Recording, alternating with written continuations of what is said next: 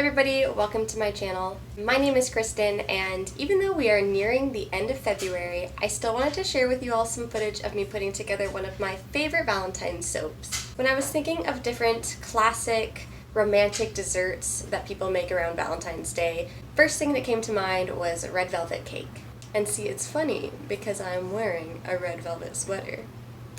Anyways, enough of the chit chat, let's just jump right into soap making.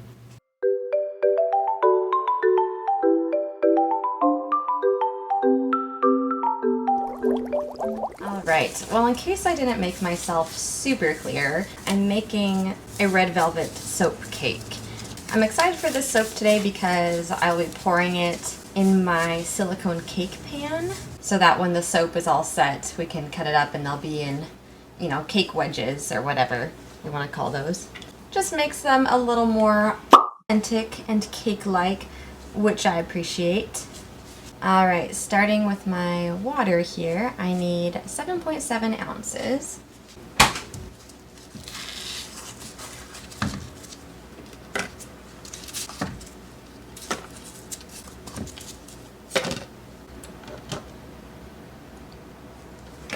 Perfect.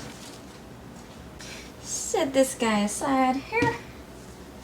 We need 4.2 ounces of lye.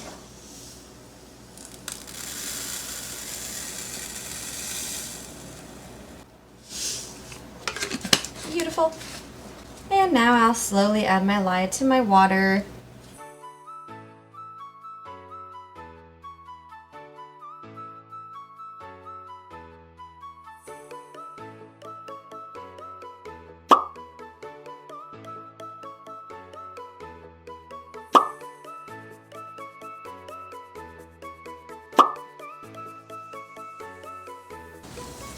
Alright, let's get our soft oils set aside here and grab the coconut oil. It is 2022, y'all. I am so excited just to try new things this year.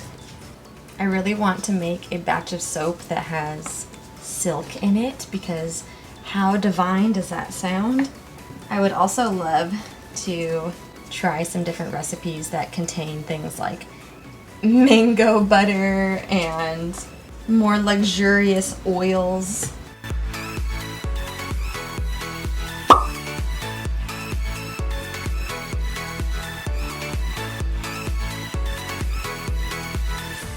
So for the design of this soap, I'm going to do a layer of like the red cake portion, a layer of white frosting, and then another layer of cake.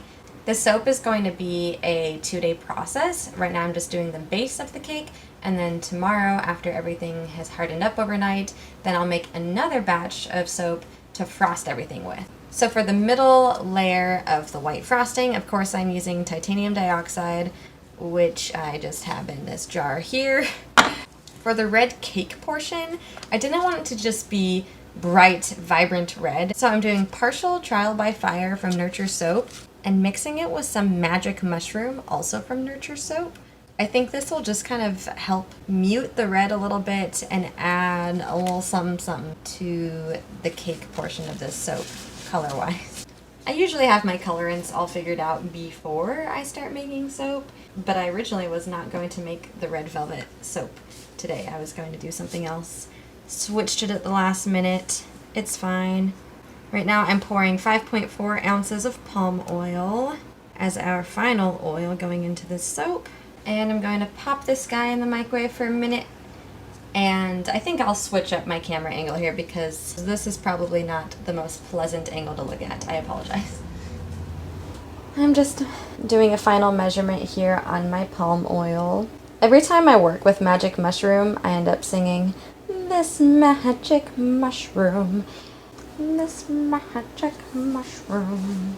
You have to do the when you sing it, you know what I mean? While I'm preparing my colorants, I will talk a little bit about the fragrance oil.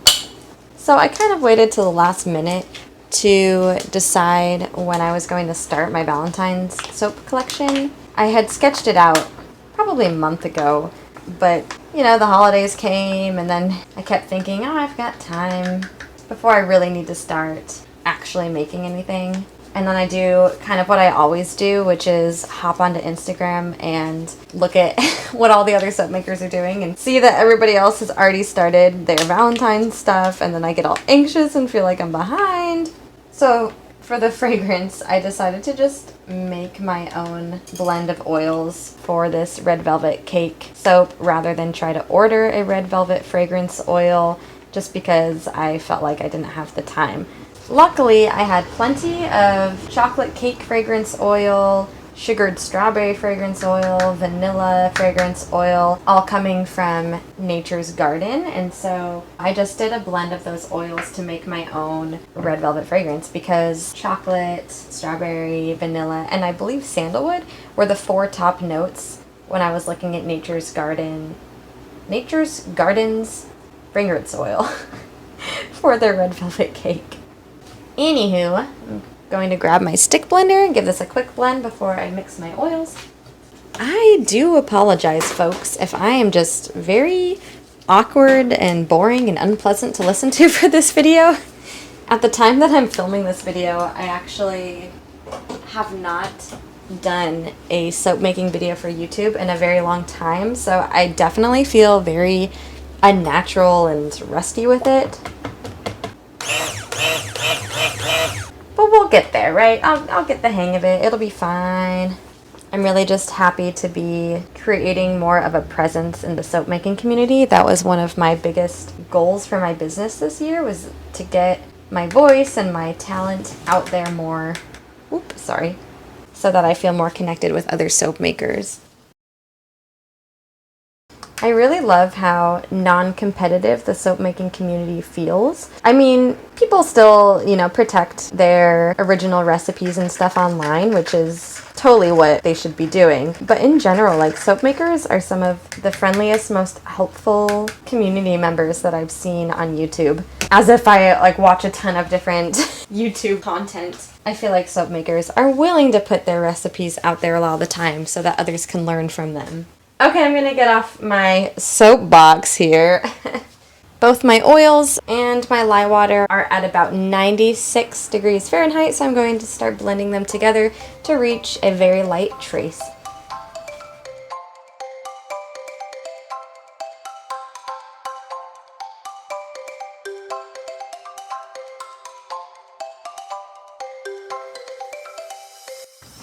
I don't think I will ever not enjoy blending lye water and oils together. Okay, let's get things separated out here a bit, shall we? First, I am going to pour 7 ounces of my batter into this separate container here, and this will be for the white frosting that's in the middle. Awesome. We'll add our white right on in there.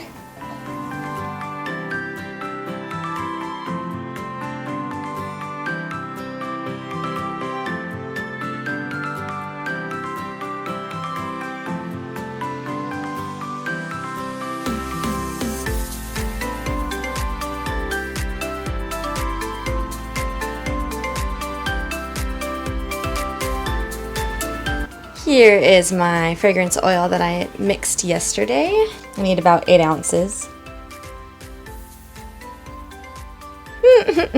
3. I've made 3 ounces.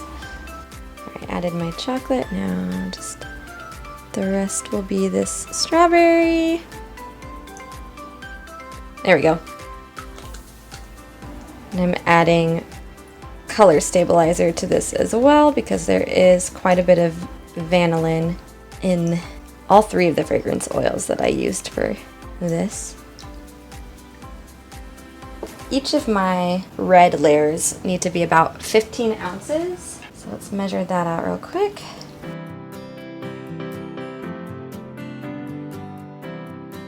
Here we go. Alright, and I'm adding a good chunk of my fragrance oil to this red here. Hopefully it behaves well, considering it's just a mix of fragrance oils. All of the fragrance oils that I used to make this, though, all behave well typically, so I'm not super worried about this ricing up or anything. Obviously, as you can see, it looks fine. Let's go ahead and get that poured.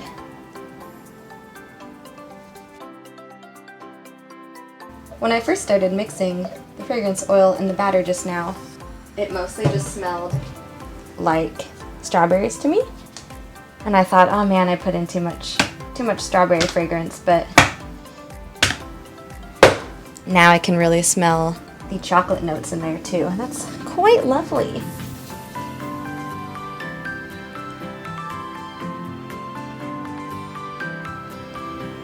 Just going to very slowly start pouring my white here.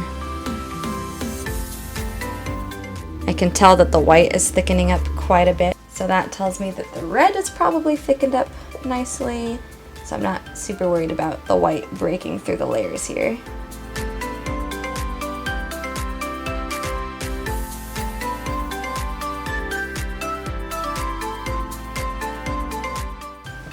Okay, and then I want to get the rest of my fragrance into the red here.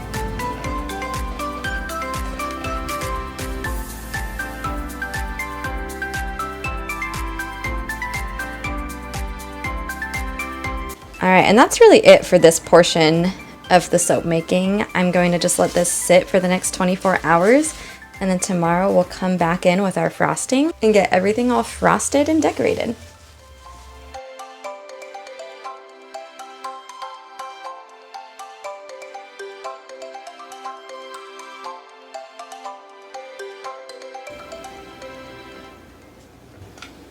Alright, my oils and my water are only about 1 degree apart from each other, which is very impressive for me. So I'm going to go ahead and start blending these to a light trace before I add my fragrance oil, and we're just going to get right to it.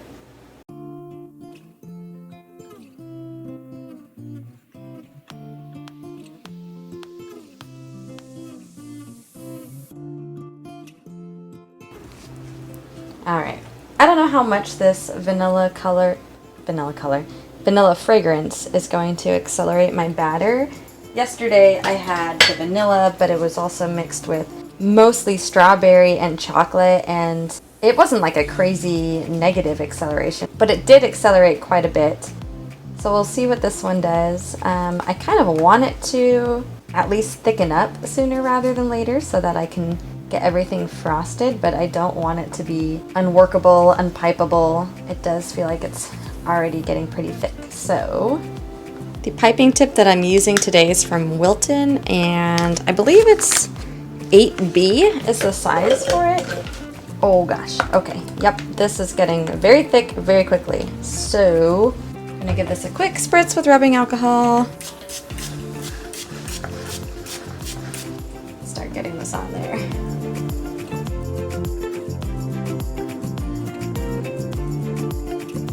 Oh man, now that the time has come to frost this, I'm feeling less confident about my cake decorating abilities, which is really saying something because I wasn't super confident about it before. This is fine. I am capable of doing this.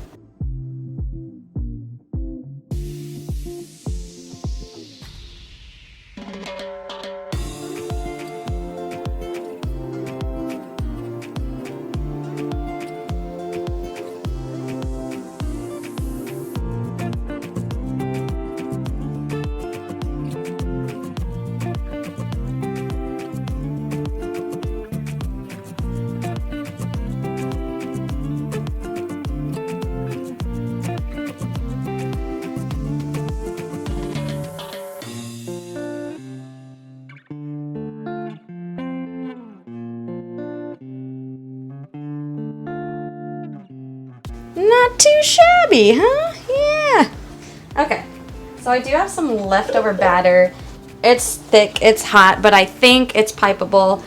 I feel like I want to try to do something along the top here. Alright, I'm using a 2A from Wilton. It's just a round tip. I don't know, y'all. This could be where I ruined the whole design. It looks pretty good as it is, but I really want something else. Okay. Okay, let's see what I can do here.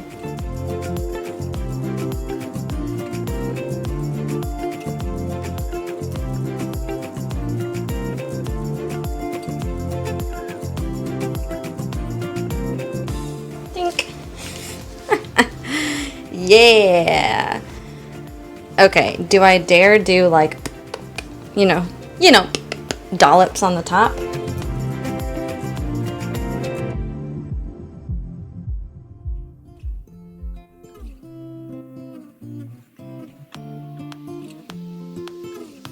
Woo! Look what Mama did. Oh yeah. Okay. I've got these red sprinkles here. I think that will give me whatever the red velvet bits are that they put on top.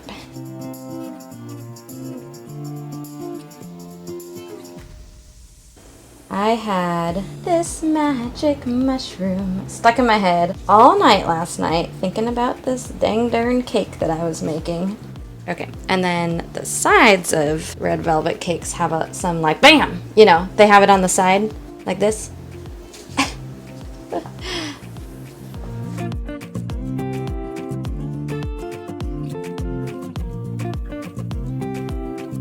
Alright, I'm going to lightly spritz this with rubbing alcohol. I don't want the sprinkles to bleed too much. Voila! We have this red velvet mess. I'm going to let this sit overnight. Honestly, it's so hot and thick already that I could probably slice this up tonight, but I will not. I will let it sit overnight, and then we'll slice it up and see what the final product looks like. We'll see you tomorrow.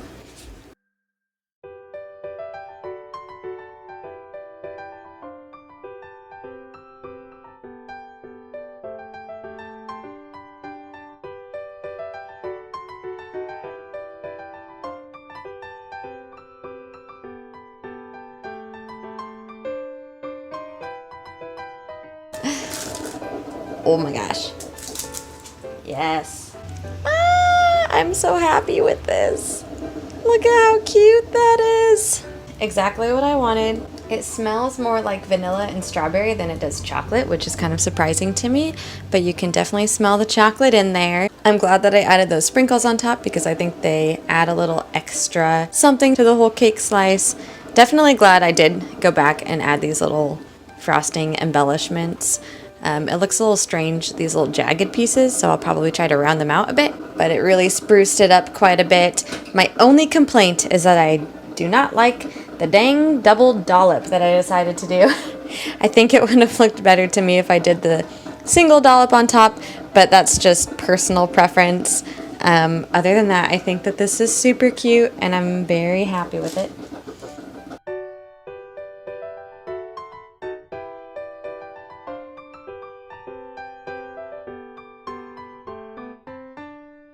I'm so excited with how these turned out. Let me know what you guys think of this soap by leaving a comment. Any sort of feedback from other soap makers is always great as well. And if you're interested in purchasing one of these soap slices, I do still have some available. You can find them on my website, linked in the description box below, and they're actually on sale right now since Valentine's Day has passed. Thank you again for watching. If you're interested in seeing me make more soap, I am posting videos every other Wednesday. And that is it for today. Bye for now. Some bonus footage here. I wanted to share with you all what I made my husband for Valentine's Day. This is our dog. Her name is Lux. She is the most photogenic dog. She is deaf and we love her dearly. For Halloween, we dressed her up as a tissue box, and so for Valentine's Day, I just really felt the need to make my husband a tissue box with her face on it, because our romance is very much still alive.